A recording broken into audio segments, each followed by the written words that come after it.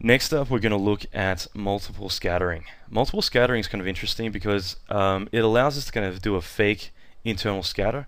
So if I turn this on and I render this, what's going to happen is it's going to use the light from the fire and smoke to calculate a nicer illumination map. So suddenly the smoke is actually illuminating itself, so it's kind of like as if light hit and scattered inside of it, so we get more of a cloud-like feel to it. So this is interesting because I can adjust the smoke strength and it's going to illuminate this a lot more.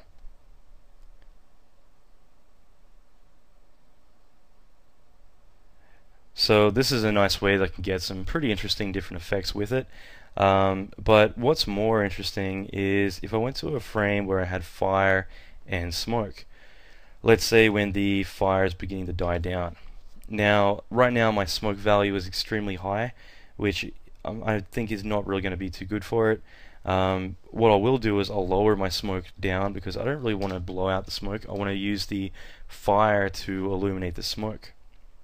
So here we can see that the fire actually scatters through the smoke, and it's pretty neat. Now I'm going to adjust my rendering shader a little bit just to get a better result. First I'm going to set my fire to be a much higher density, but I'm also going to set my smoke to be a higher density too. That's just because before they're quite transparent, which doesn't really give me the effect that I want. Alright, so now these are really dense and it's a little crazy, but I'll go back in and I'll get rid of my smoke altogether. I'll bring my fire down a little bit. But ultimately this means that I can use my fire pass to illuminate my smoke, which is kind of cool. And this gives it more realism because if there's fire in the smoke, it will give it more of a glow and it will scatter light inside. The fall off, the lower the fall off, the more it's just going to illuminate everything. But if I raise the fall off to a higher value, it's going to have more fall off. It's going to illuminate it less and more specific to that area. So, for instance, here I could get the smoke. It's going to lower my illumination map as well. But I want to get the smoke to be illuminated by the fire. Okay, so. Now I'm going to raise my fire value up a little bit. It'll make it a lot more intense, but the fall off is still pretty strong. But this means we get this nice kind of fall off within the fire.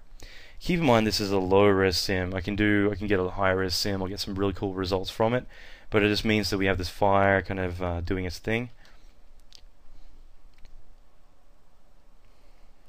and getting the illumination up there. So this is really cool because we can get either the fire or the smoke to scatter and illuminate the rest of the volume. Which can be really interesting to work with. Alright, so that is the illumination tab. Now, just to recap, we add and remove lights from here. We can add more rendering samples and jittering, just like we would the rendering tab in here. The illumination map is something that without it, by default it's turned on. Without it, it tends to be much slower to render. And what it does is it generates a map, and that map is applied to generate the overall illumination. The multiplier is essentially how much light is applied, so we can kind of universally control the light to bring it down or bring it up.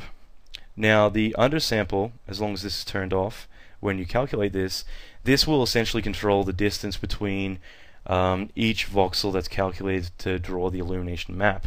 Rather than calculating every voxel, in other words tens of millions of voxels, we can use this to control every fifth or whatever distance of voxels to calculate.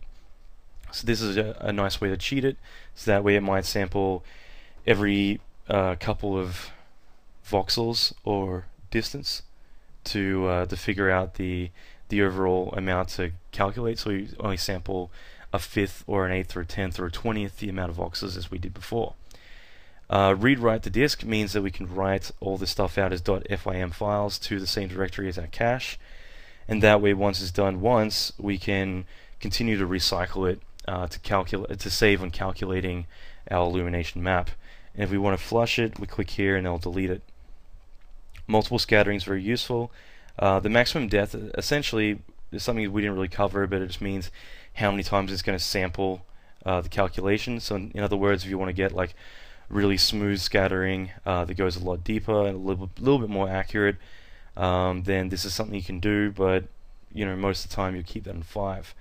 The fire is something that will illuminate all of the the smoke based on the fire, whereas the smoke itself can scatter to essentially fake the illumination of light scattering inside of it. So that way light comes in and it bounces around. The same way if you look at a cloud, the sun will illuminate it so you don't get these big thick smoke clouds. You get something that's more lighter and puffier and friendly. The fall off controls how much, so the higher the value, the tighter the illumination is going to be, whereas the lower the value, the more it's going to spread everywhere. So that's the illumination tab in general, and a lot of the values for it. It's very useful when you come to wanting to tweak and finesse your overall look.